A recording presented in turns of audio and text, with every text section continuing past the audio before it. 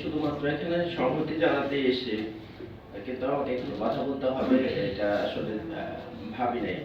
যাই হোক, আপনারা শুনেছেন যে বড় গাড়ি শ্রমিকদের কাজ, স্বাস্থ্য, নিরাপত্তা এগুলো নিয়ে একটু কাজ করি, চেষ্টা করছি, এবং রোড ক্র্যাশ নিয়েও কিছু কাজ করি। আমাদের একটা আছে, আমরা আমাদের organisation centre for work and occupational health safety, এইটার আমাদের একটা অ্যানালাইসিস আমরা করার চেষ্টা করছি। সেখানে আমি দুটা বিষয়কে, যেহেতু সময় খুব কম, সেটা আমি আপনাদের একটু শোনাতে চাই। সেটা হলো একটা প্রশ্ন আমরা শ্রমিকদের করেছিলাম, এর সবাই বড় গাড়ির চালক, বাস এবং ট্রাক এবং ট্রেলার। আমি আসলে প্রাইভেট কার নিয়ে, চালকদের নিয়ে কাজ করি নাই। আমি নিজেও যেহেতু বড় পরিবহনে কাজ করি, ফলে আমার কাজের ব্যারিয়ারটা হচ্ছে সেখানে। আমি তাদেরকে একটা প্রশ্ন করেছিলাম যে আপনি কি চান আপনার সন্তান এই পাশে আসুন? 100% মানে 121 জন উত্তর করেছেন, তারা সবাই বলেছেন না। এবং অদ্ভুতভাবে লক্ষ্য করলাম, এই প্রশ্নটা যখন উত্তর করছেন উইদিন এক সেকেন্ডের মধ্যে ওনারা বলছেন যে ওনারা কেউ চান না এই পেশায় তার সন্তানরা আসুক। তো আমি একটু জানার চেষ্টা করছিলাম যে কেন। তো একটাই যে সামাজিক মর্যাদা এবং সম্মান, এইটা অন্য সেক্টরে তো নাই, তার নিজের সেক্টরে ইদানিং আর ওনারা পাচ্ছেন না।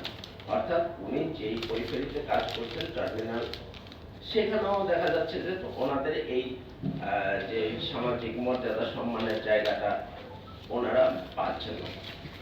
তো এটা আমার কাছে খুব ইয়া লাগছে যে তাহলে এই চালকরা, আমাদের দেশকে গতিশীল রাখতে হলে আমাদের চালক লাগবে। একটা পণ্য কিন্তু মানুষের ভোক্তার দরজা পর্যন্ত আমরাই পৌঁছে দিই, ছোট গাড়ি হোক আর বড় গাড়ি হোক। তাহলে এরা কারা আসছে আর ভবিষ্যতে কারা আসবে? আইনের বিষয়ে এখানে আমি কিছু বলবো না, এখানে বিজ্ঞজনরা আছেন, ওনারা জানেন। সংস্কার কমিশনের চেয়ারম্যান, সাবেক চেয়ারম্যান, উনিও আছেন। উনি ব্যক্তিগতভাবে আমাকে বলেছিলেন যে একটা সুপারিশ দিতে, আমি ওটা লিখিতভাবে দিয়েছি। ওনার কাছে আমি কৃতজ্ঞ যে আমাদের পরিবহনের পক্ষ, মানে শ্রমিকদের দুঃখটা উপলব্ধি করতে পেরেছেন এবং আমাকে সুযোগ দিয়েছিলেন যে আপনি একটা মতামত দেন, সুপারিশ দেন, আমরা দেখি, চেষ্টা করে দেখি। সেই অনুযায়ী আমি সুপারিশও দিয়েছি। তো আমি আর বেশি কিছু বলতে চাচ্ছি না। একটা বিষয়, আরেকটা বিষয়, সেটা হলো মানে গ্লোবাল যেটা প্রবলেম, সেটা হলো ক্লাইমেট চেঞ্জ হচ্ছে। এর ফলে আমাদের যে অ্যাসেসমেন্ট, সেখানে আমরা দেখছি বড় গাড়ির অনেক শ্রমিক চালক তারা কার্ডিয়াক অ্যারেস্টে মারা যাচ্ছেন। অর্থাৎ এইটা আমি একটু অবজার্ভ করার চেষ্টা করেছিলাম যে কখন এই ঘটনাটা বেশি ঘটে। তখন দেখছিলাম যে যখনই দিনে যারা লং ড্রাইভে গাড়ি চালাচ্ছেন, তাদের ক্ষেত্রে ম্যাক্সিমাম এই ঘটনাটা ঘটছে।